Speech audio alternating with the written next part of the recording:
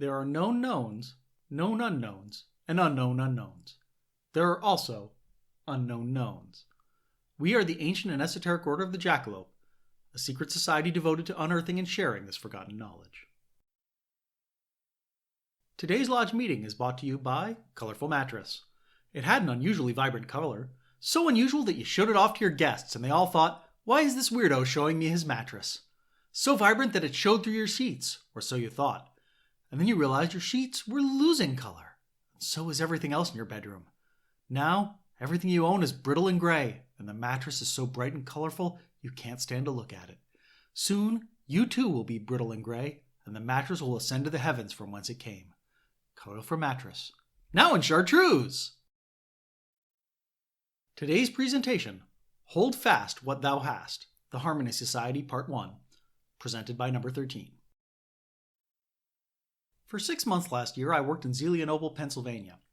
Each day on my way to work, I would pass a quaint little plot of land. It was square, maybe 50 or 60 feet on each side, surrounded by a low stone wall with an imposing gate. It looked for all the world like a cemetery, except that there were no grave markers at all. It was just a well-maintained lawn. One day, I noticed there was a historical marker right next to the road. I pulled my car over to the shoulder and got out to read it, hoping it would provide some answers. It read, Harmonist Cemetery, Burial Place of Harmonist Society, 1805 to 1815. Graves were not marked.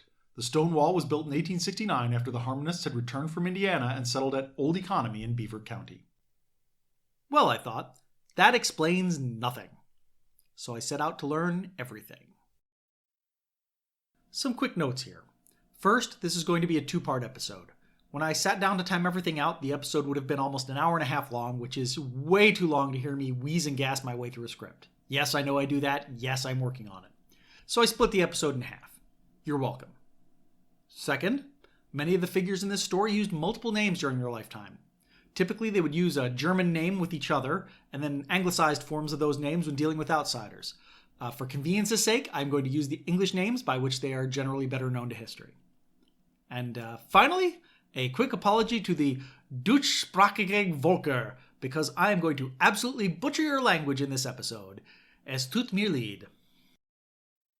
I am a prophet, and I am called to be one. Johann Georg Rapp, or George, was born on November 1st, 1757 in the Duchy of Württemberg near Iptingen, about 15 miles northwest of Stuttgart. As a child, he had received a solid German education before leaving to work on his father's farm. In his 20s, he married a neighbor's daughter, Christina. The couple had 2 children, Johannes, John, and Rosina.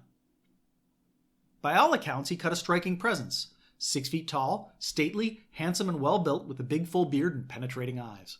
He was industrious, cheerful, kindly, plain-spoken, intelligent, and thoughtful. And what he spent his time thinking about was the Bible. It had a lot to say about how to live your life. And George was increasingly finding that living as the Bible directed was bringing him into conflict with the Lutheran Church. At first, it was mostly small things, like failing to give priests the deference which they thought was due. But then George stopped going to Mass, since he didn't recognize the authority of the Church, and started holding independent Bible study events at his farm.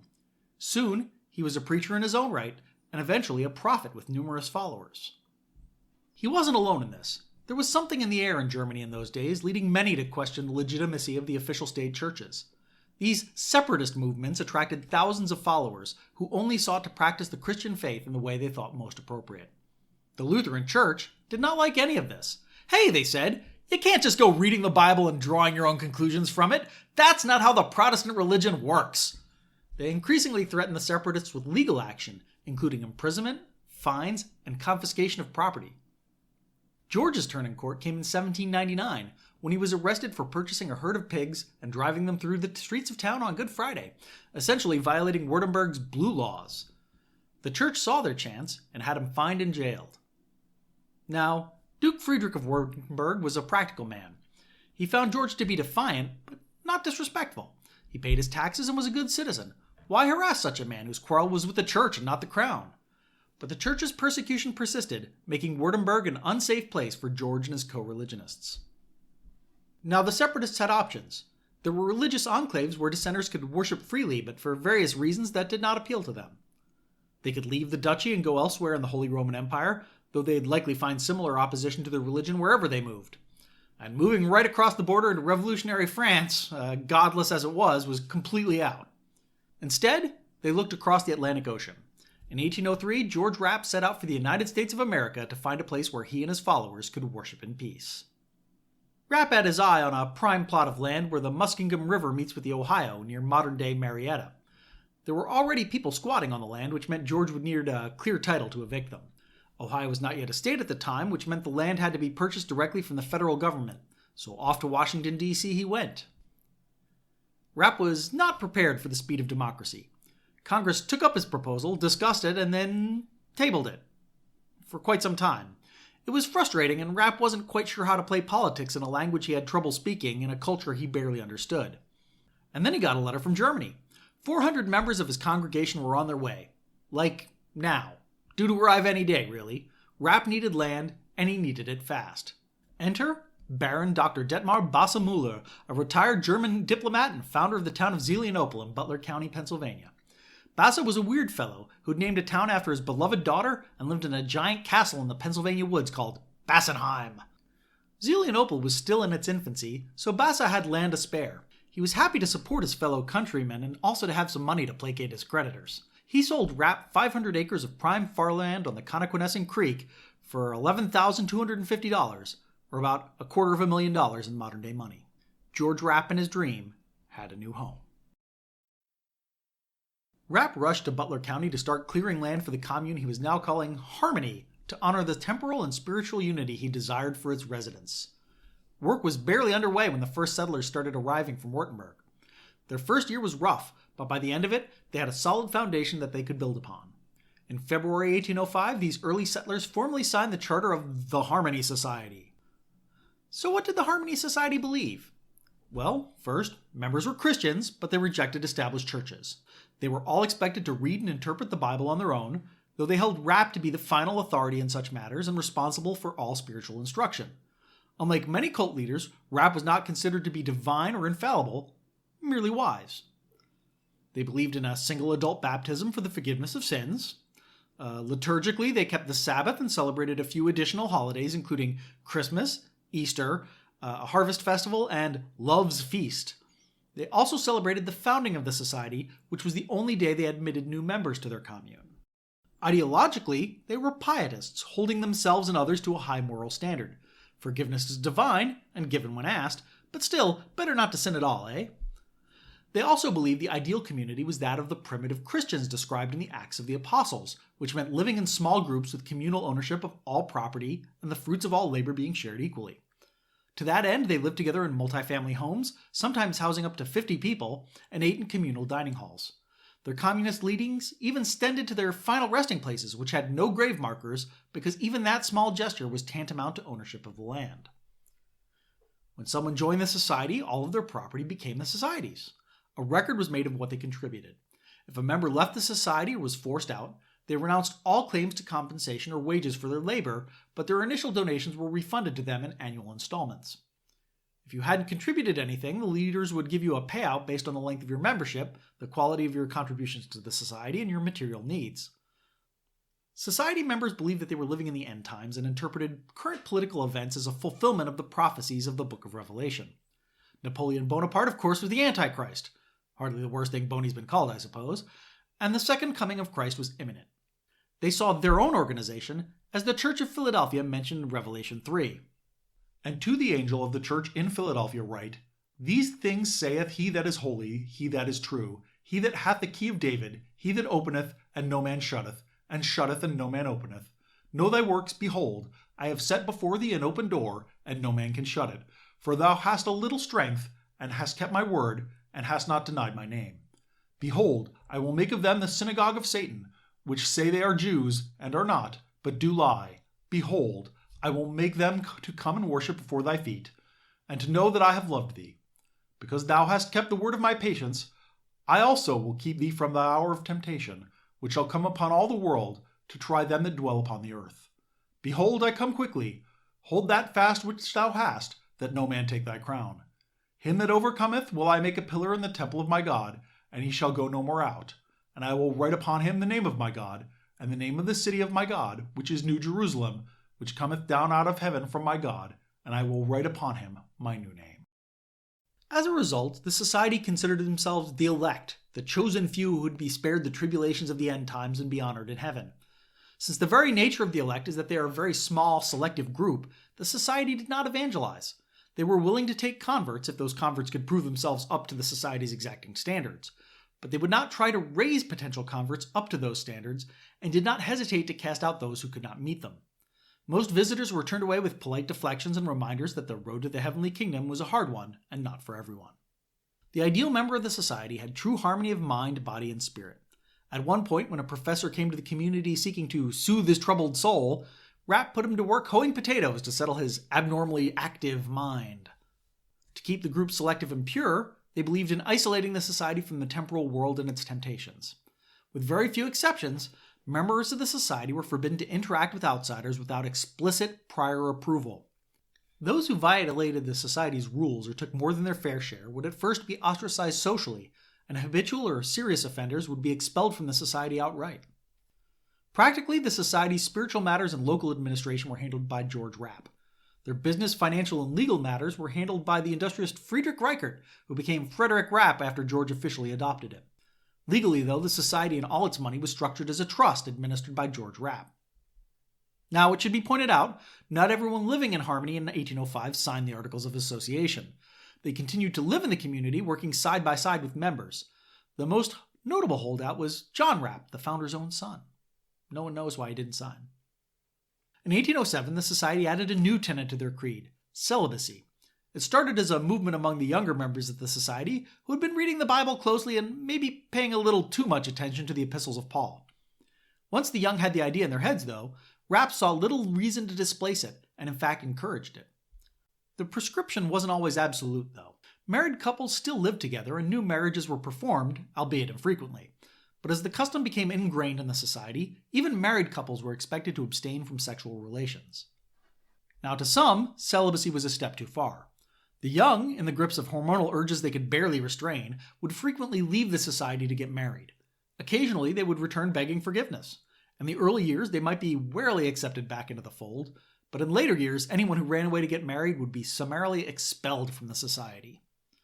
The Harmony Society's practice of celibacy was so widely known it was even referenced in Canto 15 of Byron's satirical Don Juan. When Rapp the harmonist embargoed marriage in his harmonious settlement, which flourishes, strangely enough as yet without miscarriage, because it breeds no more mouths than it nourishes, without those and expenses which disparage, what nature naturally most encourages, why'd he call harmony a state sans wedlock? Now here I've got the preacher at a deadlock. Because he either meant to sneer at harmony or marriage by divorcing them thus oddly, but whether Reverend Rapp learned this in Germany, or no, 'tis said his sect is rich and godly, pious and pure beyond what I can term any of ours, although they propagate more broadly. My objections to his title, not his ritual, although I wonder how it grew habitual. It seems funny and harmless now, but the adoption of celibacy was one of the decisions which ultimately doomed the society in the end. It would be decades before that became apparent, though. The first couple of years in Pennsylvania were difficult ones for the Harmony Society. The winters were harsher than the ones they were used to, and the harvests not as bountiful. They were frequently on the brink of starvation. But George Rapp kept them focused on the tasks at hand, and Frederick Rapp soon made friends and contacts in the local business community which helped keep them afloat during those lean years. Soon, thanks to their industriousness, Harmony was a thriving community. They were trading goods all throughout the western portion of Pennsylvania, including crops, textiles, and distilled spirits, for which they were widely known. They did not get along particularly well with their neighbors. From the outside, the community looked less like divine harmony and more like a crazy cult full of credulous idiots. Instead of a wise elder, Rapp was seen as a tyrannical figure who worked his flock like dogs and hoarded all the proceeds for himself. In one widely reported anecdote, apparently he excoriated people for taking too many raisins at one point. Now, of course, it didn't help that Rapp actually did often act like an imperious monarch, directing every activity in town as he watched from a throne-like seat he had carved into a nearby cliff face. Society members couldn't make their own case, of course, since they spoke only halting English and were forbidden from speaking to outsiders. And if you didn't understand the society's worldview, their actions were incomprehensible. Once, during the middle of winter, Rapp went out to inspect a bridge the society had built across the Connoquenessing. He was about halfway across the creek when the ice beneath him gave way. The other members of the society rushed to help him out of the freezing water, but Rapp waved them off, claiming the Lord would save him. Americans watching nearby from the shore jeered at his feeble attempts to save himself, encouraging the society members to let him drown so they could take all his money for themselves. In the end, Rapp decided to stop waiting for divine intervention and consented to being pulled out of the river. The next Sunday, he blamed his near-death experience on his flock's lack of faith. In 1809, one Jacob Schall, who seems to have been a disgruntled former associate of the society, posted handbills all over the state accusing George Rapp of impregnating a Philadelphia prostitute and then procuring an abortion for her. The society sued Schall for libel and won a judgment of $40 in their favor, but it was another blow to their reputation. In 1812, a personal tragedy struck George Rapp when his son John died unexpectedly. It's hard to tell from sources, but it would seem he suffered a serious injury during an accident that occurred while moving grain into a silo. John was survived by his daughter Gertrude, whom George took under his wing and doted upon. The society's neighbors, however, told a different story. George, they said, had discovered that John was violating the society's policy of celibacy, and in the worst possible way, too, by discovering John in flagrante delicto. In a pious rage, the fiendish tyrant had his own son castrated, only something went horribly wrong and Jai died. Now, there's almost certainly no truth to the castration story, but it circulated for years and dogged the harmonists wherever they went. It was bolstered by John's earlier refusal to sign the society charter, which seemed to suggest some sort of friction between father and son. At some point, some sympathetic soul, no one knows who, bought a gravestone for poor John. It's the only marker in that weird little cemetery that first piqued my interest. If you visit today, you can find it propped up against a wall. Of course, there were other things afoot in 1812 as well. Most notably, our country was at war with Great Britain in the imaginatively named War of 1812. During the war, several of the able-bodied men of the society were drafted and ordered to Erie to defend our country from an anticipated Canadian invasion. They refused. Now, society members were not pacifists or conscientious objectors. They supported just and moral wars. Their refusal to serve was more akin to the position of modern ultra-Orthodox Jews in Israel, who believe that their spiritual calling puts them above worldly concerns. We can debate the ethics of that later, but the end result is the same. The society was now harboring draft dodgers.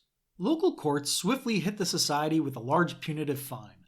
The society's response was to make a payment of about $640, about half of what the fine was, and roughly equal to the amount it would have taken to buy their way out of the draft in the first place. They thought the matter settled. Magistrates thought otherwise, and sent armed debt collectors to confiscate society property on multiple occasions. Each time there was nearly a riot, and the matter went to court. It was ultimately resolved in the society's favor, but it helped crystallize something that the society had been feeling for a while. It was time to leave. On June 10, 1814, a whole column advertisement appeared in newspapers throughout western Pennsylvania, including the Pittsburgh Mercury and the Pittsburgh Gazette, offering the entire town of Harmony for sale at the bargain price of $200,000, about $3 million in today's money. It was all for sale. Every log house, the meeting house, the schoolhouse, and the inn. Cleared fields ready for planting, barns and storehouses. The grist mill, the oil mill, the fulling mill, the dyer's shop, the tannery, the sawmill, and the brewery. Oh, and a bridge over Connoquenessing Creek. The only thing that wasn't for sale was the cemetery. So why did the society decide to leave? Well, remember that they never intended to settle in Butler County in the first place. It was Plan B when their attempt to acquire land in Ohio fell through. As a result, the property itself was unsuited to their needs in several key ways. Most importantly, the society was expecting to expand. They had started as a community of about 400, but in just under a decade they had grown into a community of 800, and they were expecting hundreds, if not thousands, of their co-religionists to join them in the very near future. Harmony was not a place where that could happen. It was boxed in by the Connoquenessing Creek on one side and by the growing town of Zelienople on the other, which left them no room to expand. Pennsylvania winters were harsher than what the society members were accustomed to back home in Swabia, and made it hard for them to grow some of their preferred crops, like grapes. The soil was too poor to support raising crops in the quantities necessary to support a larger colony, and the Connoquenessing did not run deep or swift enough to power the mills they would need. The Connie was also non-navigable, which meant it took too long to get goods to market. Finally, the society's neighbors were too close for comfort, and they did not get along. For that matter, civilization itself was too close for comfort. And if you're feeling pessimistic, all that temptation and forced social interaction made it far too easy for dissenters to escape from Rapp's tyrannical rule. Now, not surprisingly, the society had difficulty finding someone to meet their $200,000 asking price, and they were forced to lower it in stages over the next few months. Ultimately, the entire town was sold for half that price, $100,000, to Abraham Ziegler, a Mennonite from Bethlehem, Pennsylvania. Plus an additional $1,600 for any durable goods the society didn't feel like taking with them when they moved out. If Ziegler could get there before the society's neighbors picked over the town's carcass. They had descended like carrion beetles as soon as members had started moving out. And, I say half the price, but the society transferred the land without actually requiring Ziegler to make a down payment. This turned out to be a huge mistake since Ziegler's attempts to work the land failed. He made a few payments, but ultimately had to default on the purchase. Amazingly, the society wrote off the entire sale as a loss, and they could afford to. They were flush with cash, and besides, they had their hands full in the new promised land, Posey County, Indiana. When it became clear that it was time for the society to move on, Rapp turned his eye westward to the American frontier. He had his eye on a nice piece of land along the Wabash River in Indiana Territory. The climate and soil were more to his liking, and it was conveniently near the Ohio River, giving them easy access to markets throughout the Midwest. It was also not right on the Ohio either, which placed them a healthy distance from civilization. So in 1814, Rapp purchased 24,734 acres of land from the federal government for the price of $61,050, about $120,000 today. Even after that extravagant purchase, the society still had over $10,000 in the bank. Rapp immediately sent a large cadre of workers to the new site to clear land and build dormitories. The new city was to be called Harmony, which isn't confusing at all, no sir. Building the new Harmony would turn out to be a difficult task. While settling in Pennsylvania had been hard work, the state was still relatively civilized. Indiana was true frontier territory, and settling it would take real pioneer work. It didn't help that the marshy riverfront land that the society had chosen proved to be a breeding ground for mosquitoes. That first summer, they lost a good many men to illness and disease. If anything, the society's new neighbors were even less friendly than their old neighbors. Pennsylvania had plenty of German and German-speaking settlers. Indiana did not, and its residents were suspicious and distrustful of anyone who didn't speak English. The society's insular nature only worsened that suspicion. Local workers often tried to bilk the society by slacking off or overcharging for work. Not all their neighbors were bad, though. In 1817, Englishmen Morris Birkbeck and Richard Flower established their own commune upstream, simply called the English Settlement. They respected the Harmony Society's example and treated them with deference and respect, which was returned. In fact, the Harmony Society was soon attracting the notice of all sorts of fellow religious communitarians, including Zorrites, Hutterites, Mennonites, Moravians, and Dunkers. These groups would often write to Rapp seeking advice and occasional financial support, which the society was happy to give. Other groups were more aggressive, most notably the Shakers. The United Society of Believers in Christ's Second Appearing found a lot to like in the society's philosophies, and repeatedly proposed a merger of the two groups.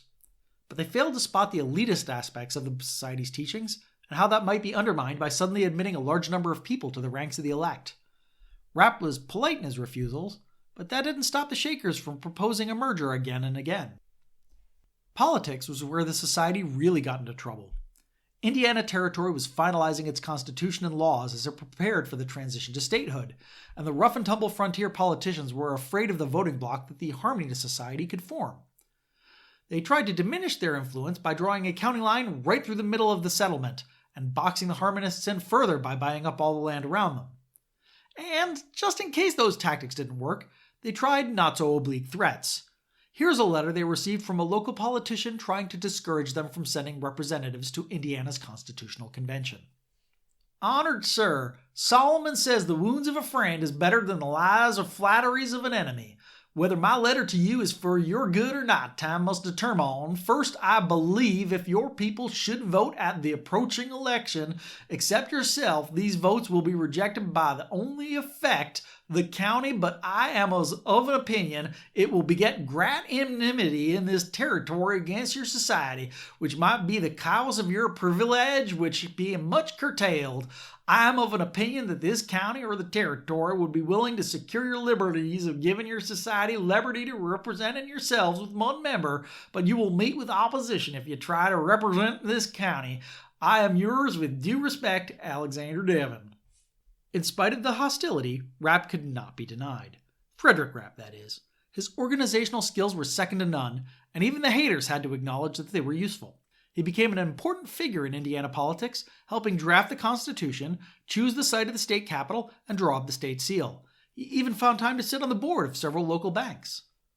Frederick's organizational zeal helped make the new Harmony even more successful than the old one. The society was rolling in money, though individual members were still continuing to live like humble Swabian peasants, mystifying their neighbors. And their numbers still remained small. As one wag put it, the society was making great progress in the manufacture of all articles, with the exception of children. If their practical success had captured the attention of their co-religionists, their economic success soon caught the attention of economists and proto-communists in Europe, including notables like Scottish industrialist and utopian Richard Owen.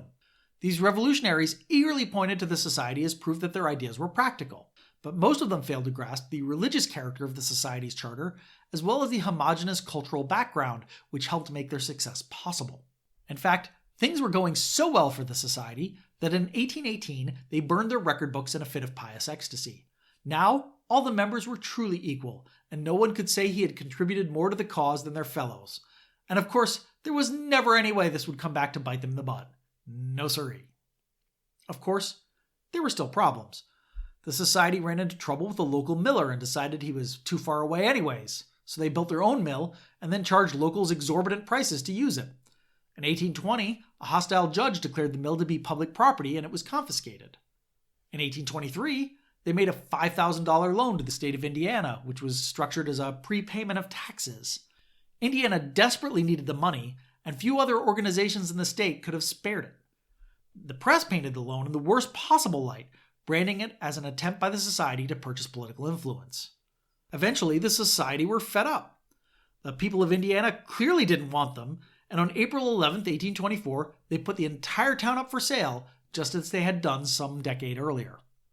They quickly found a buyer in the aforementioned Richard Owen, who was looking for a place to test his own economic theories. An already built town was perfect for his purposes, but he was suspicious of his good fortune, asking why the society was looking to sell. Rapp replied that with the hard work of building the town complete, there was less to do, and idle hands made the devil's work. It was time to move on and found a new town. There was another reason which Rapp didn't mention to Owen. In the early 1820s, the society had sent emissaries back to Württemberg in an attempt to retrieve property and money that had been left behind during their initial migration, and also to encourage any separatists who had stayed behind to join them in America. What they found, though, was that their countrymen had moved on in the society's absence. Only 130 people made the journey to Indiana, and only a handful of those joined the society. The land had been purchased with an eye toward supporting a community of thousands, but who needed 24,000 acres to support a community of only 1,000 people? Working with Richard Flower of the English settlement as his intermediary, Owen bought the town for a price of about $200,000.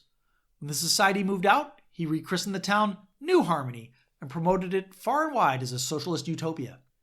Owen looked at the example of the Harmony Society and thought he could make it work without all that religious nonsense. Unfortunately, that religious nonsense proved to be the key to making the whole enterprise work. Owen's New Harmony failed in less than 2 years. By then, the society was well established in their new home. They'd moved back east to Beaver County, Pennsylvania. For their new home, the society had purchased a large plot about 18 miles west of Pittsburgh near the confluence of the Ohio and Beaver Rivers. It was good land, well situated for their needs. It was far enough away from large cities to be secluded, but close enough to a developing industrial center that provided availability to raw materials and financial services. It was right on a major river that made transport cheap and gave them easy access to markets throughout the Midwest. And while the locals might still be somewhat hostile, it was a genteel East Coast hostility that they could live with, as opposed to the roughneck frontier hostility they'd had to cope with in Indiana. There were the usual criticisms by now. They provided a united voting bloc, Rapp treated them all like slaves, blah blah blah. Their new city was christened Economy, not because of any earthly industry, but because they were laboring to create the divine economy, the city of God on earth, the New Jerusalem that needed to be prepared for the second coming. The move back to Pennsylvania brought a few changes. In New Harmony, the society had started to shift from agricultural to industrial production of textiles and spirits. In Economy, that trend accelerated. The distillery was larger, as were the cellars need to hold the whiskey, brandy, and boneset cordial that they were exporting all over the state. The cotton and wool mills were enormous and heavily mechanized, and the town plan included new industrial facilities that could make machines as complex as steam engines. Steam power wasn't the only thing the society was experimenting with. In the early 1800s, America was obsessed with trying to make its own silk, and the Harmony Society was on the forefront of that movement. They produced some of the finest quality silk ever manufactured in the country, though they were never able to make it at scale or economically viable prices. Gertrude Rapp turned out to have a particular genius for working with silk, and her silk embroidery won competitions all across the nation. Specimens of her work can be found in many museums, including the Art Institute of Chicago. Small cracks also started to appear in the unity of the society. The first small conflicts were naturally about money. George felt more money could be spent on the daily needs of the society members, while Frederick felt that money was better off reinvested in the society's industrial concerns. Since Frederick controlled the purse strings, he won those arguments, but they did start to sour the relationship between father and adopted son. And then there was the Hildegard Muchler incident. Hildegard was a beautiful young woman who had been born into the society, one of the last children to be born before the custom of celibacy had become etched in stone. George Rapp doted on Hildegard and eventually made her his laboratory assistant. They would spend hours in his workshop, alone, working on his botanical and alchemical research. That the septuagenarian Rapp was spending his days hanging out with the beautiful young thing certainly raised some eyebrows. But he was getting old, and he needed an assistant, and she seemed to do the job well, so who could complain publicly? And then Rapp started getting possessive. He exiled young Jacob Klein for getting inappropriately close to Hildegard. Many seem to believe Rapp's motive stemmed less from pious indignation and more from pure jealousy. They argued for Klein's readmission to the society, but Rapp could not be moved. When Hildegard eventually ran away to marry Conrad Feucht, the society's solicitor, Rapp was heartbroken. He wrote the pair letters begging them to return, saying everything they had done could be forgiven. He even openly prayed for Hildegard's return from the pulpit, which he had never done before for those who had left the society. Now no one could deny that Rapp was acting less like a distinguished patriarch and more like a lovesick schoolboy. Frederick and others even wrote a letter telling George to get it together and stop mooning over a girl 50 years his junior. It was a major blow to his authority. Conrad and Hildegard Feucht eventually returned to the fold in 1833 after they had already produced several children. It took almost all of Rapp's power and persuasiveness to get them readmitted, and even then the older members of the society would always look upon the Feuchts with suspicion. This, too, would prove to be one of the events that would lead to the downfall of the society. Now, after the return to Pennsylvania, Rapp's preaching had become increasingly apocalyptic. It may have been a reaction to the political developments in Europe, or a reaction to the increasing doubts among his flock, or even just an acknowledgement of his own advancing age. He became convinced that the woman clothed in the sun, a key figure in the book of Revelation, had emerged or would soon emerge in Eastern Europe, and he looked for a sign that would prove it. On September 29, 1829, he got one. On that day, the Harmony Society received a great letter secured with a magnificent golden seal which just has to be described. It depicted the earth, upon which sat a book inscribed Verbum Dei, Word of God, which is being held open by a lion with one of his paws, while he held a key with his other paw. Behind him rose a cross bearing various symbols, including an anchor, and above it the tablets of the Ten Commandments. This was all surrounded by lightning and arrows, and surmounted by clouds, and the throne of God with symbols representing the Holy Trinity and the Gospels. Around the outside of the seal were crowns, and the phrase, Beati qui servant mandata Dei ut sit potest as eorum in ligno vitae e perportis intrent in civitatem Dei. That's a misquote of Revelation 22:14. Blessed are they who keep the Lord's commandments, for the tree of life is theirs, and they may enter in through the gates into the city of God. It arrived with a set of instructions asking for the letter to be read aloud at the next assembly of the society, and it was. The letter was dated July 14, 1829, and was handwritten in a beautiful script by one Samuel, the consecrated servant of God, in the profane world still truly active chief librarian of the Free City of Frankfurt, Dr. Philosophiae and Theologica, Johann Georg Gentian. Samuel claimed to be transcribing the thoughts of the ambassador and anointed of God, the Lion of Judah, another figure from the book of Revelation who was deemed worthy to open the book of the seven seals, containing the mysteries of God. The Lion of Judah wrote with great familiarity about the Harmony Society and seemed to be intimately familiar with its teachings. He chided them for straying from the true path and becoming obsessed with commerce and industry. He declared North America to be a desert of civilization whose religious freedom allowed for the rise of both Christians and Antichrists. He ended with a message of hope, noting that the same freedom that gave Antichrists the ability to take root also made it possible for the soil to be redeemed, and encouraging the society to return to their holy mission. The fiery polemic had arrived at the right place and the right time. It vindicated the Society's beliefs and bolstered their waning faith in their leader and their mission. On October 29th, they sent a reply to the so-called Lion of Judah, inviting him to come to economy. For almost 2 years, they heard nothing. Then, on September 17, 1831, Rapp received a letter from Dr. Gentian.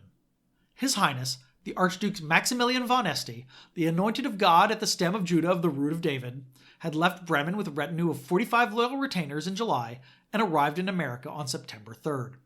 The anointed did not wish to make himself known to the world until he had a chance to meet with the harmonists and see if they would follow the call of God. He had every hope the Society would prove themselves better than the faithless sheep of Europe, and together they would unite as one and exact God's plan on earth, which the anointed already had received directly from God, and which he would reveal when he reached economy and assessed its citizens. For the time being, for his protection and that of the Society's, he was traveling incognito under the name the Count de Leon, although I'm not entirely sure how incognito one can be when traveling with a retinue of 45 retainers. So, let's talk about the Count de Leon. As you may have guessed, he wasn't actually a count, or an archduke. He was instead one Bernhard Müller, the son of 2 peasants in Kostheim, now in Germany, then in France. He claimed to be the son of the Italian House of Este, spirited away as a child and raised by peasants either to avoid embarrassing his parents, or to avoid complicating an already complicated line of succession, or perhaps to avert the fulfillment of an unspecified sinister prophecy. Or maybe he was just the illegitimate child of Prince Bishop Karl Theodor von Dalberg, the Arch-Chancellor of the Holy Roman Empire. None of this was true. Young Bernhard had been a tailor's apprentice who ran away to join the circus. He wound up in Regensburg, where he became the pupil of English missionary William Sykesson. In 1810, he wrote an angry letter to Napoleon predicting the emperor's downfall, and after Waterloo, he became convinced he was a prophet and the savior of the world. Müller was an Illuminatist, an alchemist, and a would-be prophet. It's unclear exactly how much of his own lies he actually believed. It's entirely possible he was genuine, though most of his behavior seems to be that of a classical scam artist. He had been chased out of several cities in Europe, including London, Dublin, and Offenbach, before settling once again in Regensburg, where he gathered a small following. In 1829, at the peak of his powers, he wrote notes to 72 of the crowned heads and church dignitaries of the world, announcing the second coming and the start of Christ's promised 1,000-year reign. Every letter he sent was ignored, except for the one he sent to the Harmony Society. When he received George Rapp's reply, the Count and his followers sold all their worldly goods and made their way to the New World. Upon arrival, the Count wrote a letter to President Andrew Jackson, introducing himself as an exiled Belgian prince. He also circumspectly asked if he might be extradited back to Europe, implying that if that was the case, AJ should do a brother a solid and let him know so he could head south to Mexico instead. The Count's incognito journey was widely reported in all the papers. He was not shy about telling people who he was or why he had come to America and where he was heading. The only thing he was evasive about were his religious motivations. Instead, he claimed he had merely come to buy 100,000 of acres of land on which he could resettle his loyal followers. When the Count finally made it to economy in late September, sparks flew. The Count clearly considered himself to be superior to George Rapp and expected to step in and take over the entire commune with no struggle. He settled into the town's inn and started turning it into a sort of royal court. For his part, Rapp was taken aback by the arrival of the Lion of Judah, who was nothing like what he expected. Could he be a charlatan, or was this just a test of his faith? Should he retire from preaching and turn his flock over to this charismatic stranger? He prayed as he had never prayed before, trying to figure out his guest. By the end of the year, Rapp had his answer. He knew the Count was up to no good and moved to turn him out. He presented the Count and his retinue with a bill for room and board, totaling $1,817.36. Now, the Count had not spent 3 months idly waiting for Rapp to turn over the society to him. He had been studying his hosts, making friends, and identifying the fault lines that threatened to divide them. He knew there were members who wanted to leave the society, but couldn't bear the financial hardship that would entail. He knew there were members upset with their low personal standard of living, members chafing at the restrictions of enforced chastity, members upset with Rapp's dictatorial leadership style. When Rapp presented his bill, the Count presented his own. He claimed that Rapp had lured him to economy under false pretenses, wasting his precious time. By his reckoning, the society owed him $17,761.74 for travel expenses. but he was a generous man. He'd be willing to pay Rapp's bill and settle up for a mere $15,944.38. The end result of this back and forth was that Rapp was left spluttering with indignation while the Count and his allies holed up in the inn and fomented discontent in the community. The society took a few steps to address the dissenters' complaints, like reducing Rapp's powers by instituting a council of elders, but it was too little, too late. In March, the protests turned violent. In the end, Rapp had no choice but to let the Count and his 250 followers leave. They represented nearly a third of the society's total membership, and they took $100,000 of the society's money with them. They didn't go too far. This new group, calling themselves the New Philadelphians, moved up the Beaver River and founded the city of Lowenburg near present-day Monaca, PA. At first, they rejoiced in their newfound freedom. Then, they slowly realized that it had been bought too cheaply.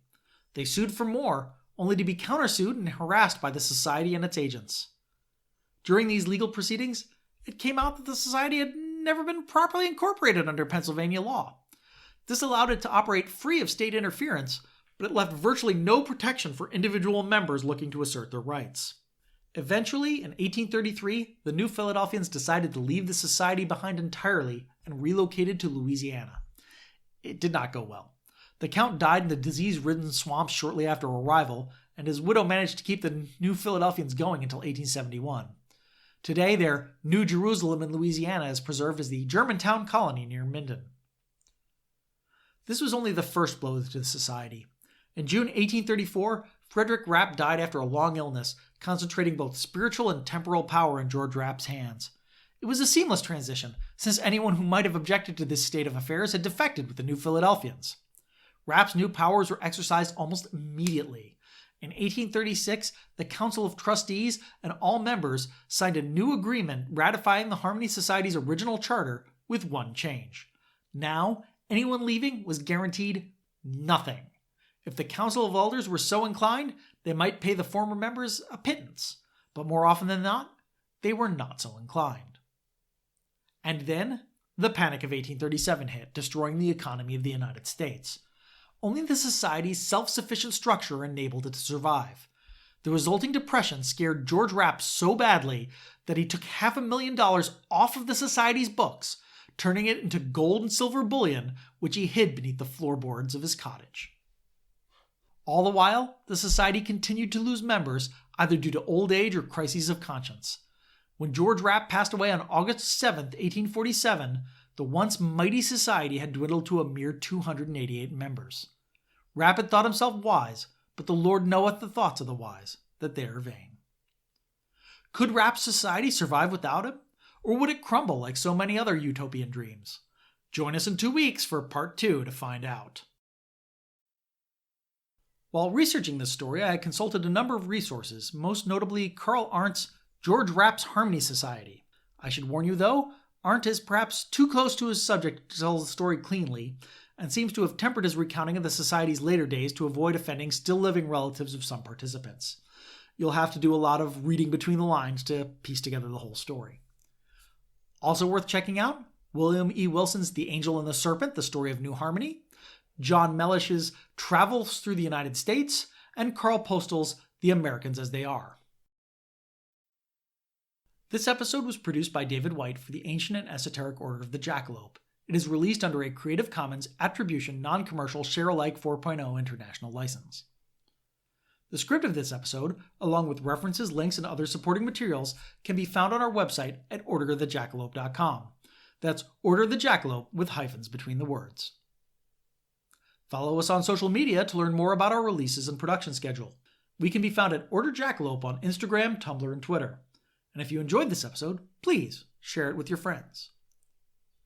Hey, you! Would you like to join the fastest growing secret society in the nation? Of course, but before you can master the secret knowledge, you must share some secret knowledge of your own. Visit our website at orderofthejackalope.com for more information.